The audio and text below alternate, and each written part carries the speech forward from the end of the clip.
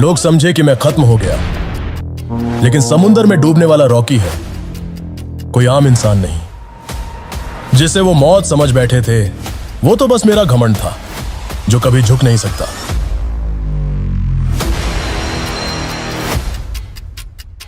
इस बार मैं सिर्फ सोना लेने नहीं, अपना हक और बदला लेने आया हूं।